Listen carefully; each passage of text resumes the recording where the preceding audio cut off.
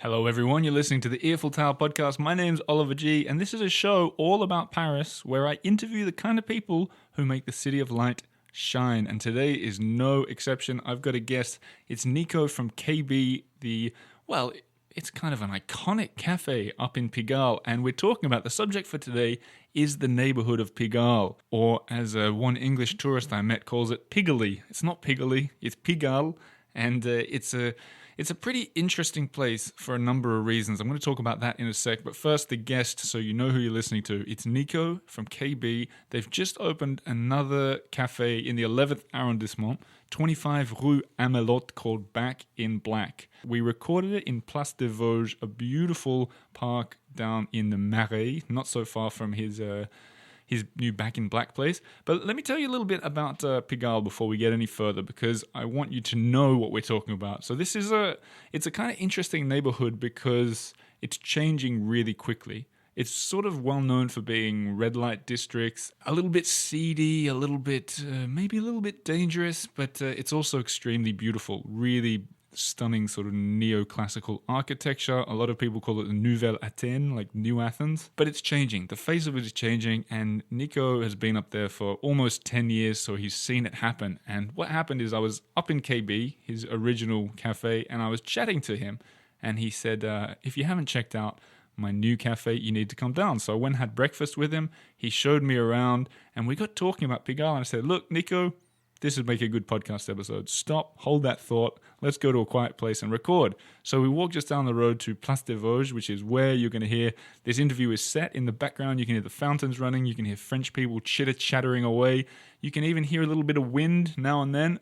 It never lasts very long, but if that's the kind of thing that bothers you, put your window down in your car and you'll feel like you're in the park with us. But look, I'm going to get straight into it. It's Nico from KB, which is a cafe on the corner of Avenue Trudaine and Rue des Martyrs in the 9th arrondissement. I have long called it my favorite cafe in the district. If you find, I'm going to link to it as well, but if you find the article that I wrote on the website, the best coffee shop in every arrondissement or district of Paris, KB has always been my favorite in number 9. So go and check that out. Go and check out their new place, Back in Black. And a little note, if about halfway through you hear what sounds like a kookaburra, an Australian bird that sort of tends to make a laughing noise, don't worry, I've added that in post-production.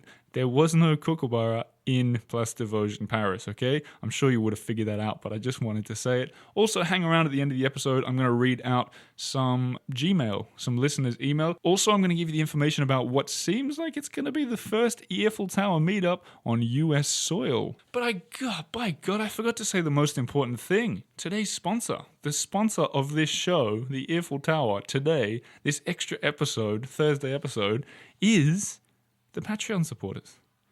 Thank you to the people who've decided that this show is worth giving a monthly pledge to. You guys know who you are. I'm not sure if I say it enough, but thank you, because you have made this show possible. And everyone else listening who maybe isn't a Patreon supporter, it's these guys you can thank for their generosity, because that's why I came into the studio. That's why I went and interviewed Nico. I mean, he has a good story too, of course, but you guys made it happen. So thank you very much. And if you're thinking about joining, patreon.com/the Eiffel Tower. Sign up. You'll have a bit of fun. It's that straightforward. Let's get into it. Another episode of the Eiffel Tower. I'm excited about it. Let's do it.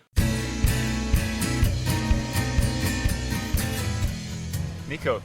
Yeah. How are you? Hello. Very good. Thank you. It's very rare for me to do an interview in Place de Vosges. In fact, it's never happened before. What are we doing here? We just met for breakfast at Back in Black, our brand new cafe and roastery near Bastille and Place de Vosges. And we're looking for a beautiful and quiet place to have a chat together about Pigalle. And it feels weird to me, firstly, that Bastille is so close to Place de Vosges. Yeah, I realized very recently myself. Like, I always feel like Bastille is off in the distance somewhere, and Place de Vosges is like center of the Marais, but it's not really like that at all. No. What is it, like 2 minutes walk or something? 2 minutes walk. But we're not here to talk about Place de Vosges. We're here to talk about Pigalle, as you said. And who better to talk to than you about it, who've been sort of in the heart of it for how long has it been? 10 years? Yeah, we are on the 9th year. Yeah. But we could say 10. We can roughly say it. 10. Maybe I'll release this in 1 year and then Yeah, it'll be accurate, or maybe someone's listening in a year. But let's talk about Pigalle, because we just had this interesting chat over breakfast and I thought it would make a good conversation. Let's start right where we sort of took off at breakfast. This idea that you said 10 years ago, when people would walk up Rue des Martyrs, they'd sort of stop before they got to your cafe. Yeah, because at the time, Pigalle was just starting to be a hot spot for travelers, for tourists, or even for Parisians. I mean, I say starting, but it all comes in cycles, as much as I understand. Those neighborhoods in Paris, they are new to start with, and then they become trendy, and then they probably fall into oblivion and then come back again. You think? Well, when you see how beautiful the buildings are in the area of Pigalle, you've got some of the finest, I think, if you go down the street going to Saint-Georges, or even in the streets parallel to the main nightlife streets of Pigalle. The buildings are really amazing, so you can tell that people who moved in here back in the 19th were rich people, and the area was designed for that. So how funny that a century later, not even a century afterwards, it became the red district area with the prostitutes, with the nightlife, with the drugs, with the thieves. So things change and evolve. So back in 2010, it was already cooking. Like there were a few places already that started to be to bring something new again to the neighborhood. And like a lot of those things in Paris, I think it's a lot of foreigners' touch that helped the change, because I think French people are well known for their culture and food culture, and we haven't had that much influences from other places. I think that's what really defines the French food and French culture, like centuries of just nourishing itself. And then suddenly, around the year 2010, you've got a lot of foreigners, really often from the US or from Australia or from England or other countries, that just bring something new to the game. So are you saying that the foreigners made Pigalle cool? Is that what you're saying? Not only Pigalle, I think other places as well. When you look about the new, to me, in 2010 I was back from 2 years living abroad in Australia, and when I came back I still thought France and Paris was beautiful, but it was obvious to me that we were a little bit behind in some way, like not as modern as other places. And one of the things I think that were modern to me in those places I saw abroad was that there were welcoming influences from Asia, from Europe, from the US, and I think that brought something fresher and a richness. Where were you in Australia, Evan? I was living in Sydney for 2 years. I've been traveling a bit around, but I was living and working and surfing in Sydney and drinking coffee a lot. So I think in Pigalle, like in other places of Paris, people from abroad brought something different, and it makes sense somehow, because you would have a lot of French cafes and French bakery, and then someone comes and do something a bit different with some foreign influences, and it stands out of the crowd somehow. Let's rewind for a second though. If you told someone, like just a random person, the word Pigalle, a lot of people might have quite negative connotations. Mm-hmm. You mentioned thieves and prostitutes and red light. Let's just paint the picture for someone who's listening in Sydney or in Kansas City in America. Okay. Is it as dangerous and red light and sexy as people might think, or has that changed? So I would say not anymore, but you can find online a lot of database websites that tell you statistics about robberies or about drugs or about assaults. And unfortunately, Pigalle is still in the main areas, along with Jaurès and Stalingrad. Right. So it still is some kind of a more dangerous area. You've got still a lot of sex shops and probably some prostitutes walking around, but it's nothing compared, I think, with 20 years ago, and it's reasonably safe. I mean, if you just be a little bit careful, you won't have any problem going out.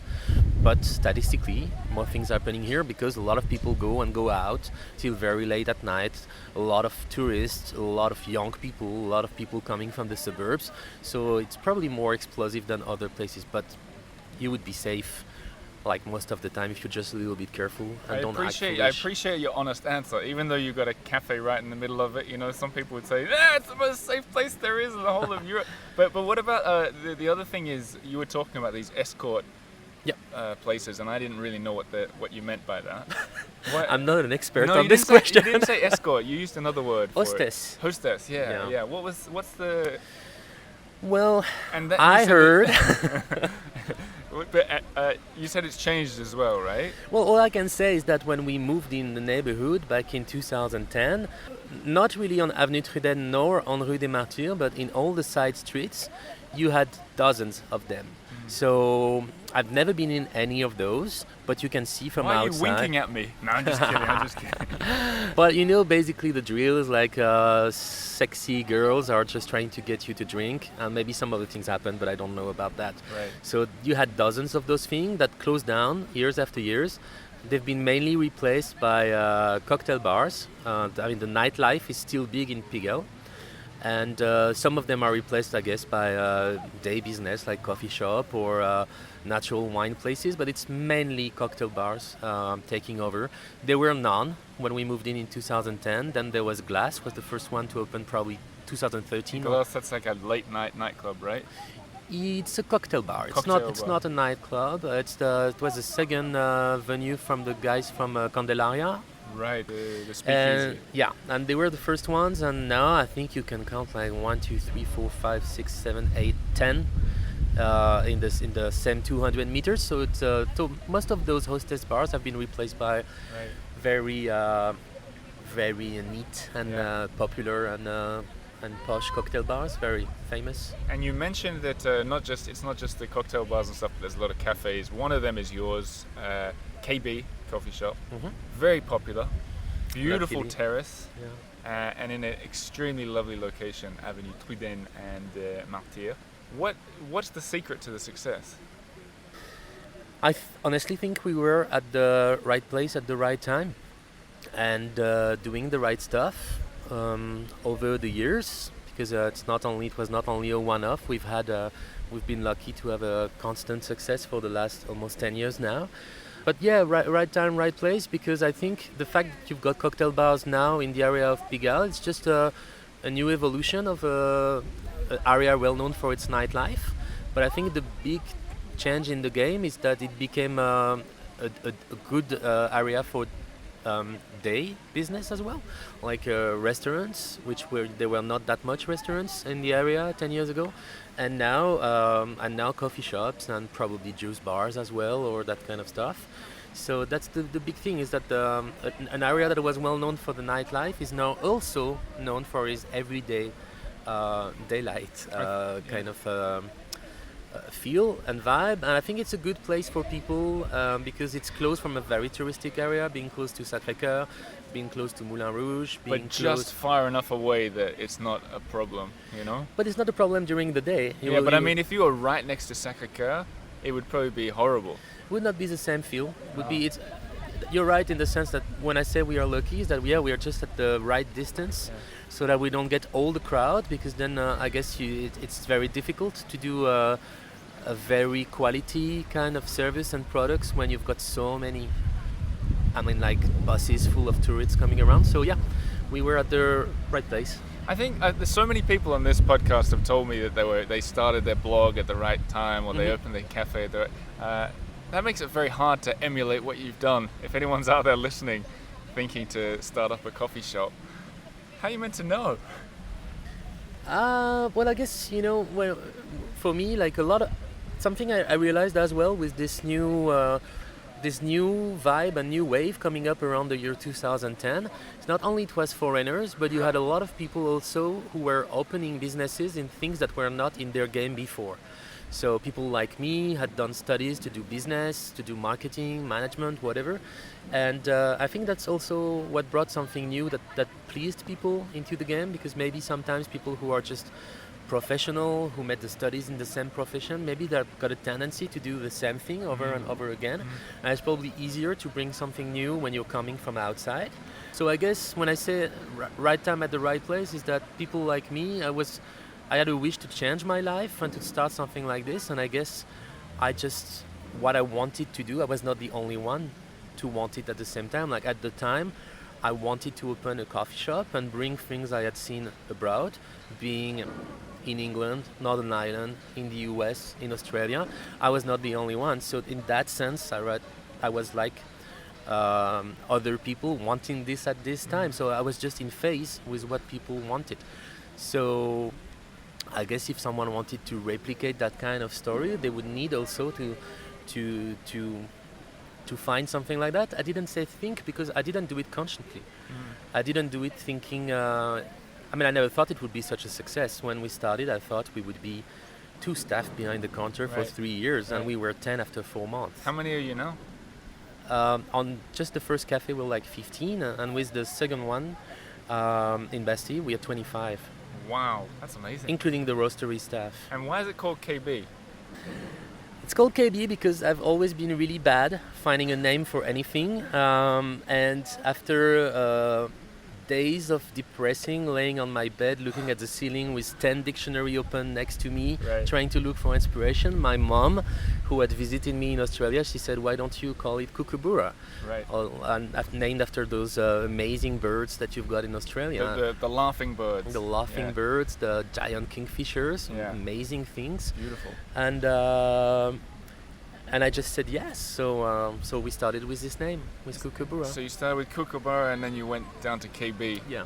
And then the new place is called Back in Black. Yep. Which is incidentally the name of an AC/DC song. It is. Is that incidentally or is that a conscious decision? Oh, it's a conscious decision.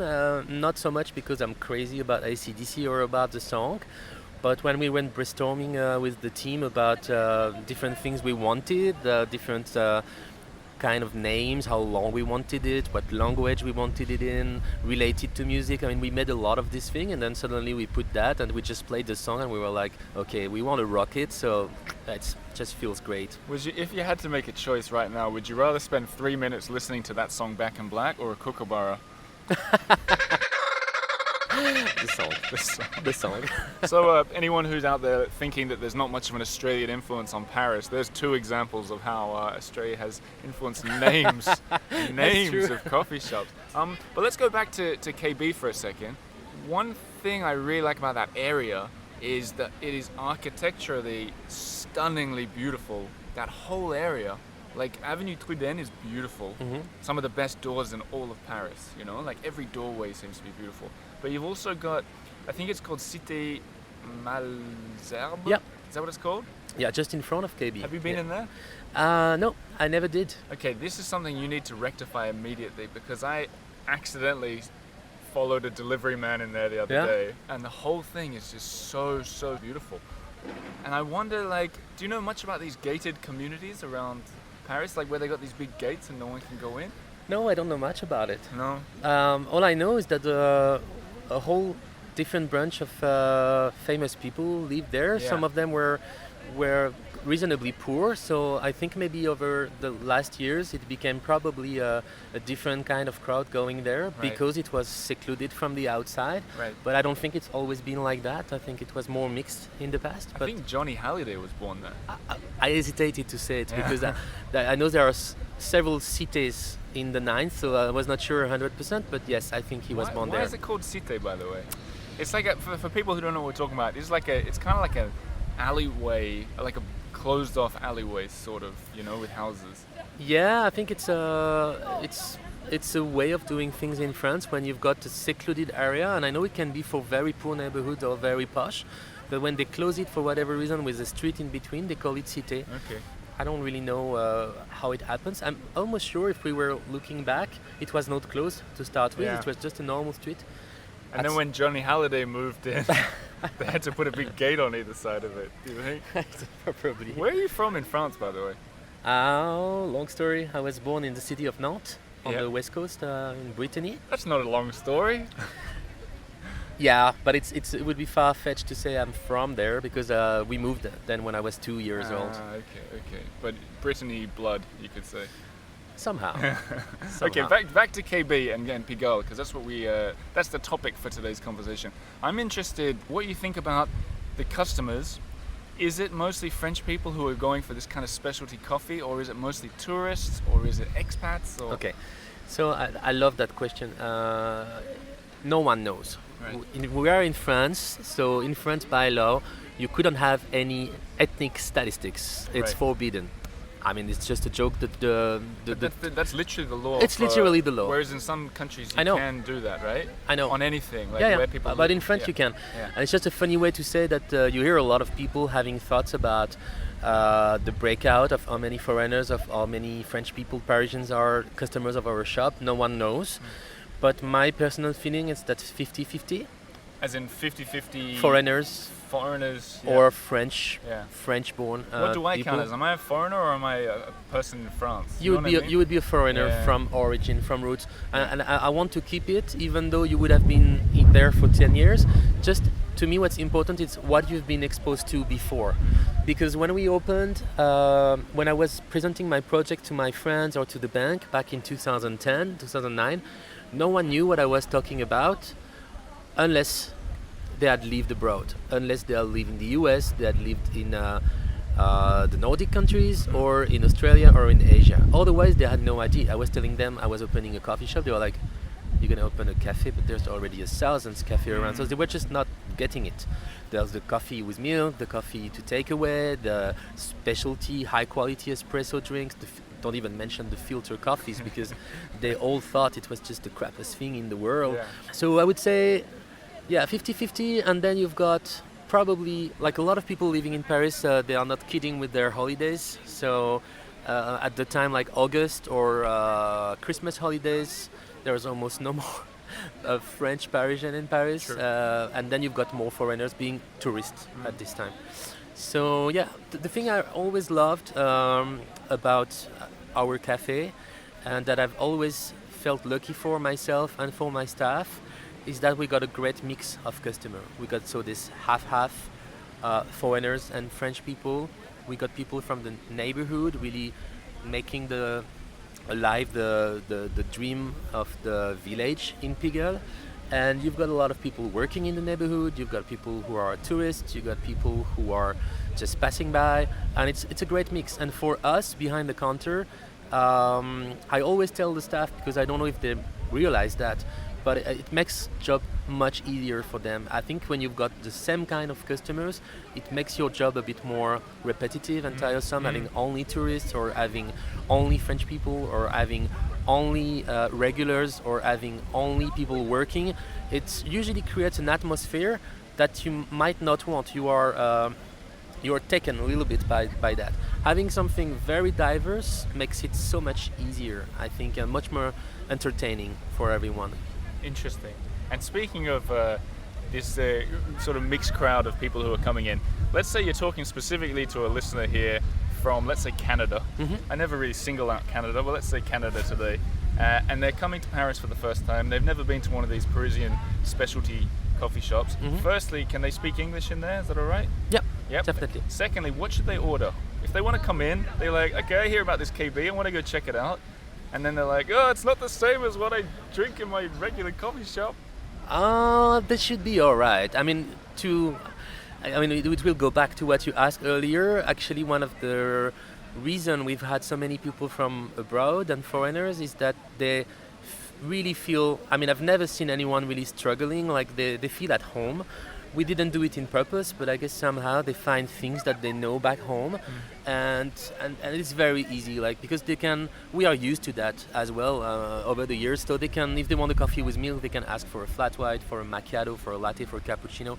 It's very easy for us to direct them to the way we call it, because we don't put all the names on the board. So it's very easy. For an espresso, it's very easy too. For filter, we got like several ways of doing it. So no, it was harder for French people, but 10 years ago, and now I think they are used to it. There are so many coffee shops in Paris now, a lot of specialty coffee shop as well, so it's easier. But it was kind of a joke 10 years ago. Some people were getting in the shop and were like looking around, like asking for a usual manual more than an actual menu. They were just not getting it because they had to order at the counter, because we didn't have any paper menu neither. And the name of the drinks sometimes were either, in specialty coffee, we use a mix of English and Italian. Yeah. So they were confused by a lot of stuff. Yeah. Foreigners were not. Like on the day we opened, you had a guy coming from Brooklyn, like, hello, I like a flat white, I like a latte, I like an espresso, and it was so easy. Interesting. Let's sort of wind things up a little bit because time's running away. We got to talk about your new place, Back in Black. So how long has that been open for? 3 months now. 3 we opened months. beginning of June. Okay, and it's quite a different feel to KB. Yeah, a lot of people tell us that, and it's to us it's really a continuity in it. But I understand people from the outside see it very different because it's 5 times bigger, and I guess It's 5 times yeah. bigger. So I guess for them, people who've known KB, the small KB, for 10 years, I guess they are kind of surprised. And KB is well known for his famous terrace, and we have no terrace here. And we got a roastery inside, we got a big kitchen, so I understand that it looks very different, but for us it's just the same because we use the same coffee that we roast ourselves in both shops, and we got the same philosophy behind it, the same kind of service, the same team sometime, and the same people behind it, so we apply the same spirit to not use philosophy. But we just put the same thing inside. Just maybe the obvious difference is the range of the food menu, having a bigger kitchen. We do a lot more than we do in the first shop and smaller shop. So we got now a full range of all-day breakfast with eggs and toast and French toast and scones. Which is exactly what I just had. So it's the same spirit, but I would say, taken to the next level. Right. And so for people who are missing that kind of outdoor feel, they can always get a takeaway and stroll down here to Place de Vosges in 2 minutes. It's not even 2 minutes. It's crazy. Yeah. And then they got a lot of space and a little feel of nature and the fountains around and the beautiful buildings. With the scooters parked on top of the fountains, the electric scooters on every single fountain, which I'll share pictures of for you guys later. Question, don't you think it's weird that 200 years ago you could have had Victor Hugo as a customer? Oh my God, I didn't think about that. He lived right behind where... So people listening who know Place de Vosges very well, we're sitting almost directly opposite from Victor Hugo's old place. He's over there, I think. Wow, he's listening to us right now. Awesome. Let's wind this up with, as people come and sit next to us, so people can hear a little bit of French in the background, but let's wind this up with a question I like to ask everybody. If you were getting kicked out of Paris tomorrow, they're sending you back to Australia. Wow. Right? And you're cheering.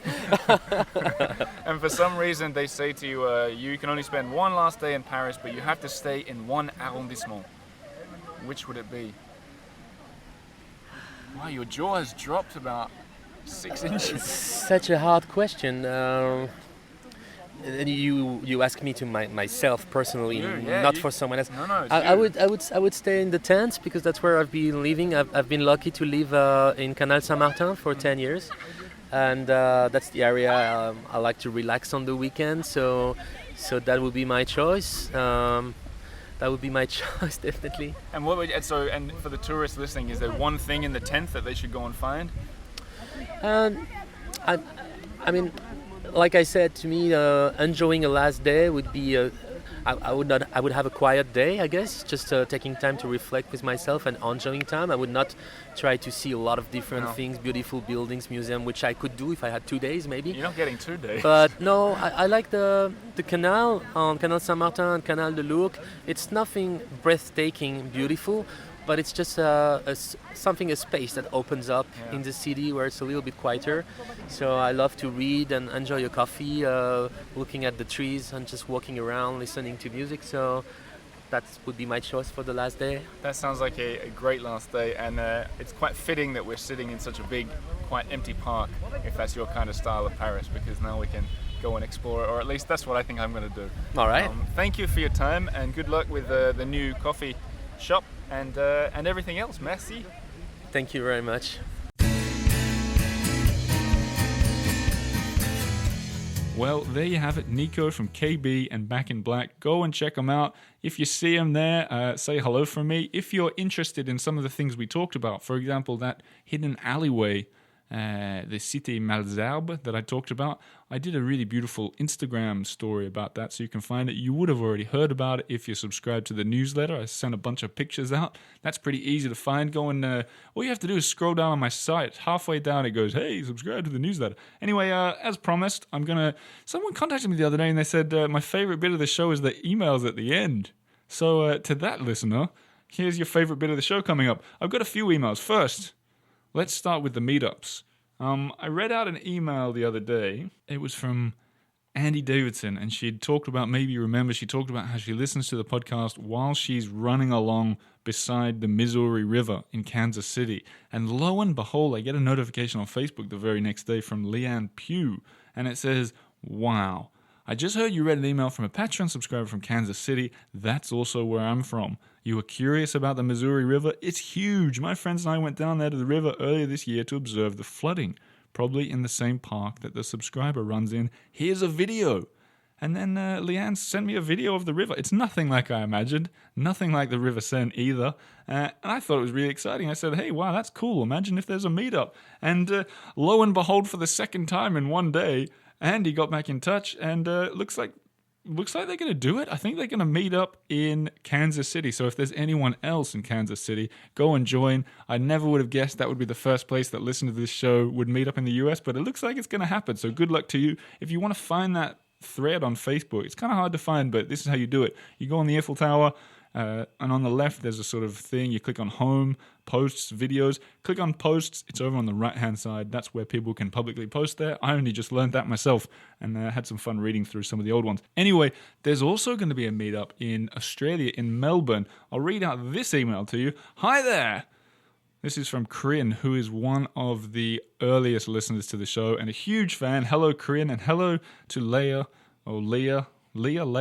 your dog, who signed off the email as well, I see. But hi there. Hope this finds you well and the weather is settling. Yes, it's settled. It's lovely here.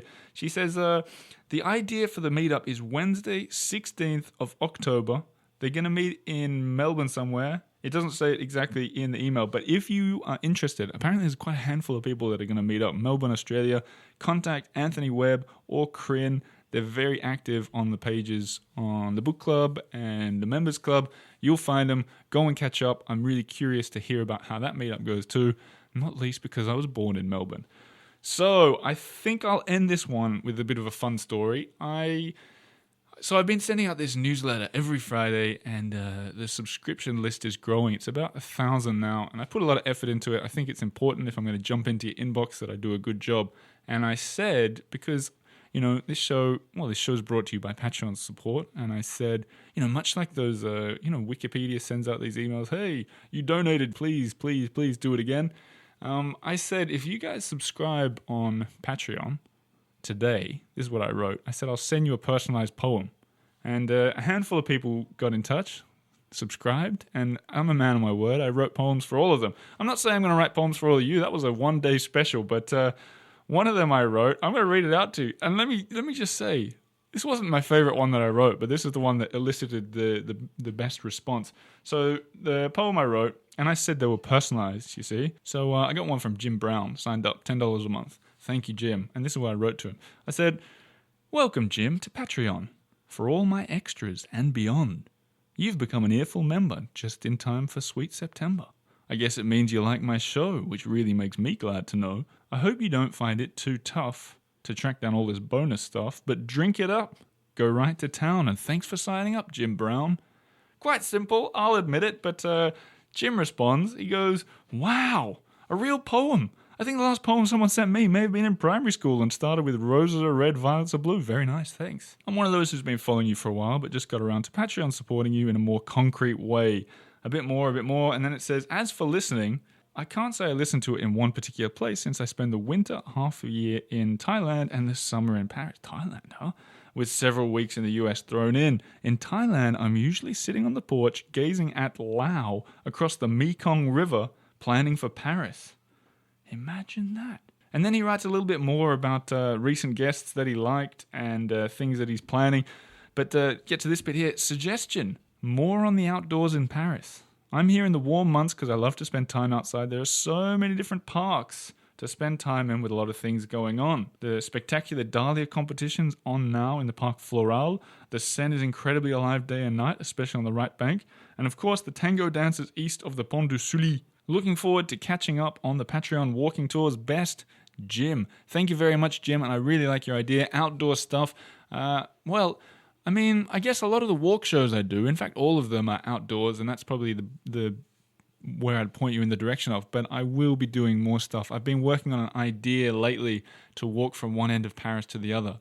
Kind of a slow TV idea that I'll film live for all you kind of armchair travel enthusiasts that just want to see what it looks like, how the city changes when you walk from one side to the other. But in terms of catching up on the video, that's sort of the main perk of Patreon at the moment, is all these live videos that I've done with, I don't know, must be 100 different guests walking around, pointing things out in Paris. Enjoy getting into that, Jim Brown. Thank you for signing up. And thanks to everybody else who signed up. It's because of you guys that this show exists and that this episode came out today. So thank you very much. Have a lovely week. I'll be back on Monday with another episode. Merci beaucoup.